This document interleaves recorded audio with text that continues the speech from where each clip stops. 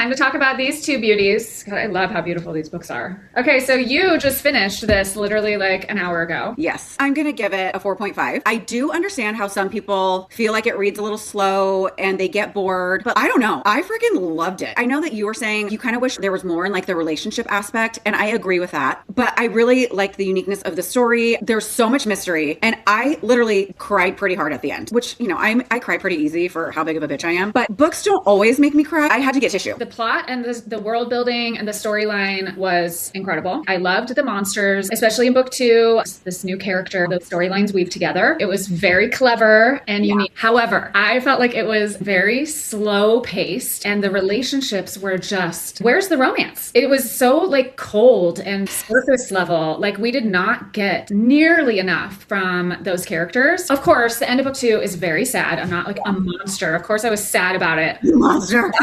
I did not cry. I just was like, oh, that's fucking sad. I did not feel connected enough to them. For both of the female characters, it was like more like insta love. And then it was just like, boom, they're together. Yes. Yeah. It's so fast. I'm just like, oh, okay. I guess this. We're together now. She's obsessed with him. There wasn't enough build up. When you look at like the pacing, I put in my notes, they don't have their first kiss until 74%. When you hear that, you're like, oh, it's slow burn. It's not though. But it's not. I know. I felt like it was definitely more like an insta love. I think plot girlies probably love this. Like if you want things very plot forward and you really like that sort of care about the romance as much. Yeah. But you and I, like we like it to be a good mix of romance and plot. It felt very fantasy to me. It was trying to have the romance piece and that part fell flat. It's almost just like an afterthought. There's plenty of time and room for it to happen. I'm like, can we get like a lingering gaze or like, it just felt like so like platonic. And then it's like, oh, we're in love. Exactly that. It was like platonic and then we're together.